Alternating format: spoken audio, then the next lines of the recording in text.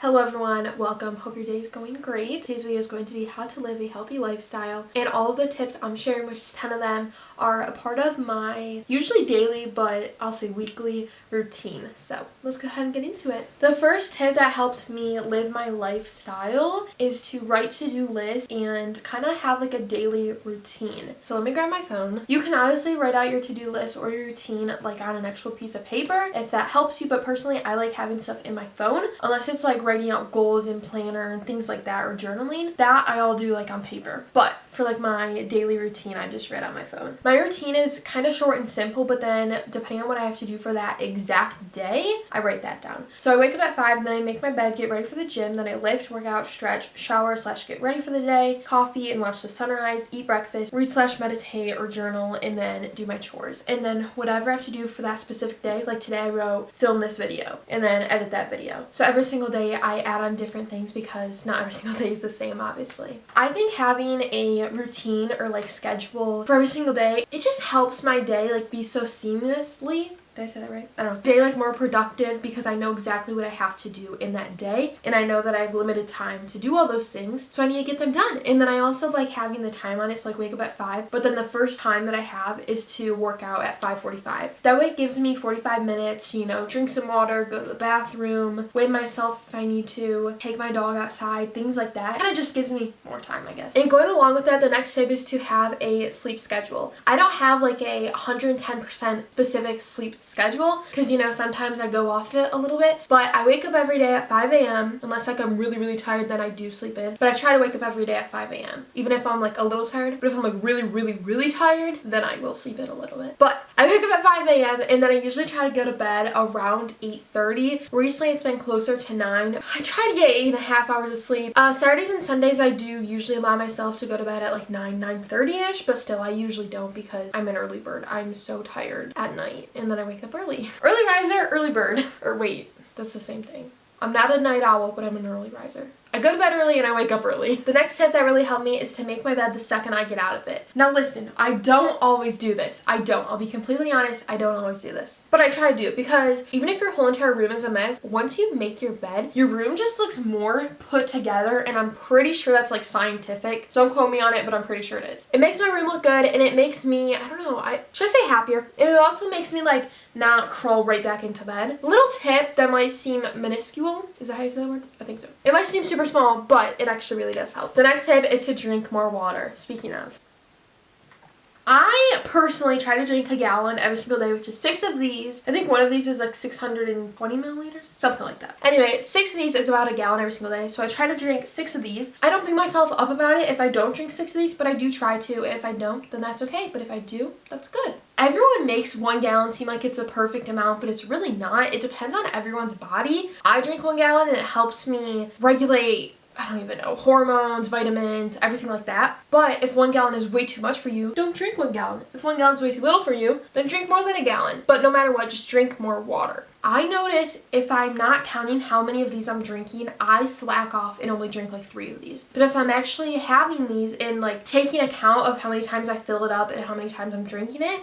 I drink more of these. This is my 4th one, and it's only 1 p.m. today. The next thing that kind of has to go along with nutrition is getting an adequate amount of protein in your diet. When I say diet, I just mean what you're eating. Eating an adequate amount of protein usually means 0.8 to 1 gram of protein per lean body mass. So like your body weight without fat. So like your fat-free body weight. I don't always stick to that. I try to, but I don't know. Sometimes protein is like super easy to get in, but then other times it's like really hard to get in. I do like little things. So I have protein powder for my protein. My favorite flavors are cinnamon cereal and chocolate mint. I try to add protein into the little things instead of just having like a protein shake. I like to add it to my yogurt or coffee, pancakes, waffles, things like that. I like to add it into my foods instead of just drinking a huge thing of protein shake, because if I do that, it makes my stomach hurt really bad. So I try not to do that, and I try to just add a little bit of protein in each of my meals using protein powder, or making sure that I have protein in each meal. So like for breakfast you can have eggs, and then lunch you can have like chicken or any other meats, hamburger, pork tenderloin, turkey, whatever it is. Those are just my favorites to name a few.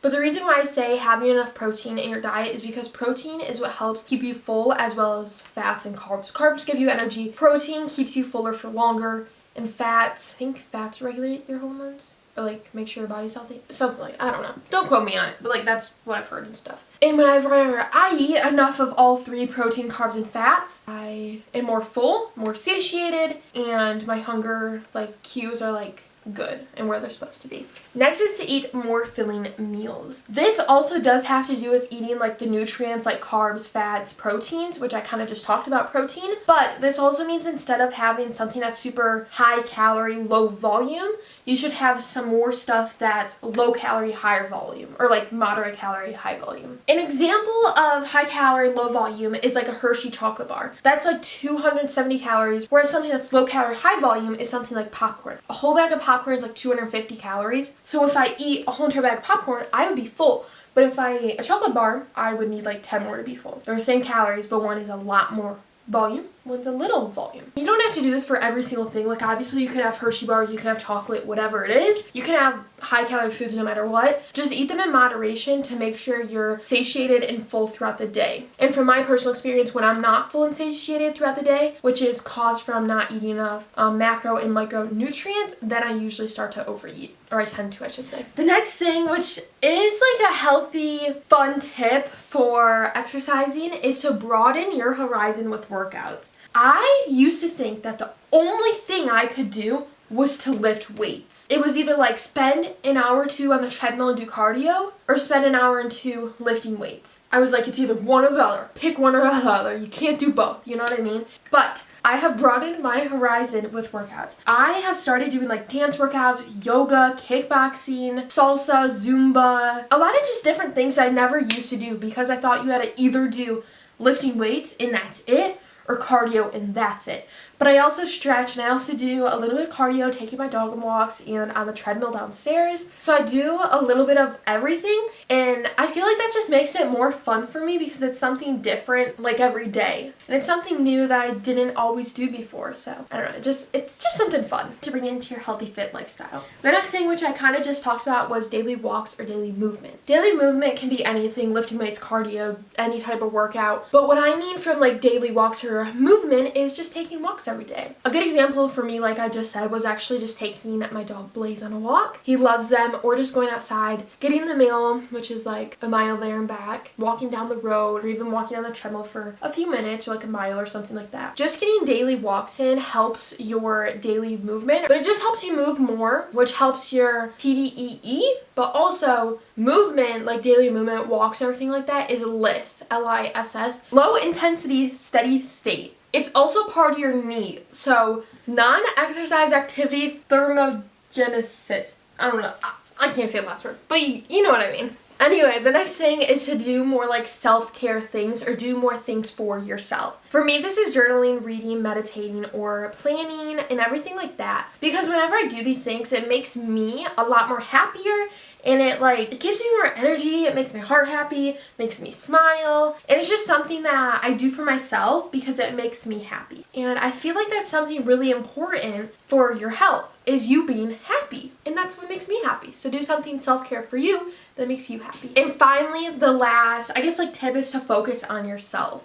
I used to be so caught up in other people's opinions and what other people said about me, and how it made me feel was just horrible. So instead of focusing on other people's opinions of you and about you, focus on how you feel about yourself. Focus on your own attitude about yourself. Focus on how you actually feel in your body and everything like that. Focus on yourself. Stop relying on others. And this is something else that has made me really a lot more happy. Just because I used to be so focused on how everyone else thought of me and what I thought everyone else thought of me, which doesn't matter. It really doesn't. I could care less what anyone thinks about me. The only thing that I care about is how I feel and how I think about myself and my confidence and the way I'm feeling and everything like that. I love myself, and that's what you should focus on. Focus on yourself and focus on loving yourself. And that's made me such a happier person. When you're healthy, you're happy. When you're happy, you're healthy. That was all the tips for today. I hope you guys enjoyed today's video. I love you guys so much. I can't believe it's already 2022 when you guys are seeing this. I'm recording this a few days before 2022.